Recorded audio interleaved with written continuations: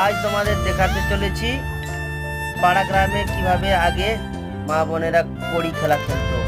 এই দেখো, 4 জন মিলে খেলা হয়। এইখান থেকে স্টার্ট হবে, এটা ঘুরতে ঘুরতে এইখানে ছোপ, এখান দিয়ে আসবে সোজা, এটা হয়ে পেরিয়ে পেরিয়ে আসবে, এটা দিয়ে ঢুকবে এইভাবে গোল, ঠিক লুডো খেলার মতো দিয়ে এসে এইখান দিয়ে এসে আবার এখানে পাকবে।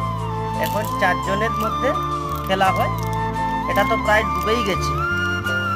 এই দেখো, এইভাবে মারতে হয়, এইভাবে জোটা গুটি উল্টে থাকবে, এইগুলো দান মানা হয়, মানে 1 2 3 4 4 পড়েছে, টোটাল 8টা কড়ি দিয়ে খেলা হয়। এই দেখো আবার মারলাম, এখন 6 হলো। 6 মানে এখান থেকে চলবে গুটিটা, 1 2 3 4 5 6। যদি সবগুলো গুটি এইভাবে পাল্টি হয় তাহলে এটাকে 16 মানা হয়।